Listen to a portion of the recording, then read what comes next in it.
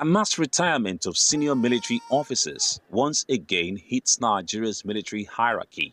With them goes unquantifiable manpower, experience and resources spent in the training of these officers. This follows the appointment of new service chiefs who are expected to rejig the systems. The new service chiefs, who are members of Course 40 and 41 of the Nigerian Defense Academy, replaced their predecessors from Course 39. By this appointment, senior officers from Courses 39, 40 and some from Course 41 across the services are compulsorily retired. This stems from a long-standing military tradition of disengaging senior officers who are either senior to or of the same courses as newly appointed service chiefs. While the military say the tradition exists to maintain discipline, hierarchy and operational efficiency within the services, some experts oppose the idea. They say it is an obnoxious tradition handed down by the military government. Like I said, there's no country that does that. And the military is an international profession.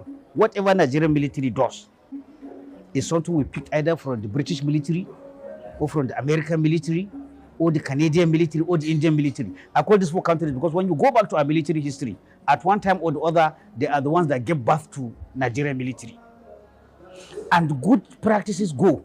Now, if only Nigeria is doing this, then it means we're doing something wrong. The huge numbers of retirements have also been attributed to Nigeria's bloated number of generals. They say Nigeria has a high number of generals when compared to the number of the nation's troops. When you say a military has retired 130 or even 50 generals, and yet, apart from the relatives of those people, as that 110, I can tell all those of us that know the system, nobody even knew that those people have left the service. What does that tell you? The American Armed Forces, that is 1,300,000. If you say 100 generals should leave today, the system will shake. But what will surprise people is that when we told those 100 and something generals to go, the system didn't even shake. I can tell you without checking that the American military is about 1.3 million. How many generals do they have? Just 900. What is our strength? The last figure that was quoted was the former Minister of Defense, General Magashi. He mentioned 235 total. Give or take, let's assume we're even 300,000, which I'm sure we're not up to. How many generals do we have? We have almost the same number with the UK, 900 to 1,000. I'm telling you, that's the number of generals we have. So you can see, a country with so definitely that has to stop.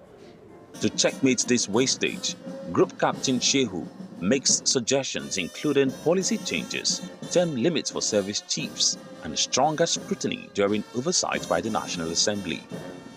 In the countries I mentioned, the National Assembly equivalent, whether you call it Parliament, whether you call it Congress, knowing that democracy is a check and balance. What the Parliament cannot do, they cannot take the power of the President to appoint. But they can make laws that will guide who he appoints.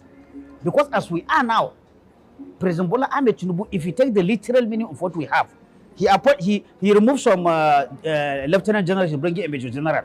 From what we have in the book, President Bola Ahmed Tinubu, if he wishes, he can go down and pick a captain to be a service chief.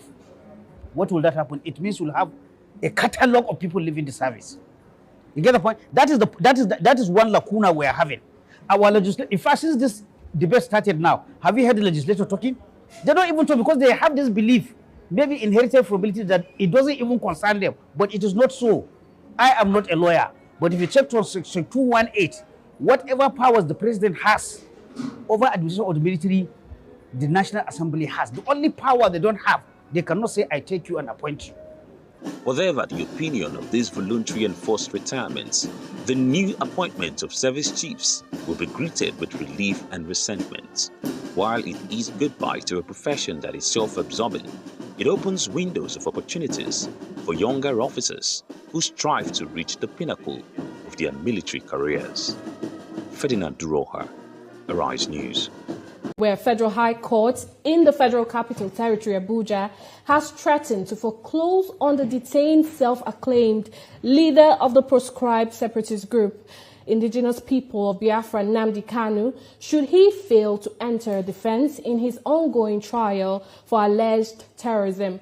Justice James Omotosho issued a threat on Tuesday after Kanu failed for the fourth time to enter his defense after the prosecution closed his case and the court overruled his no-case submission.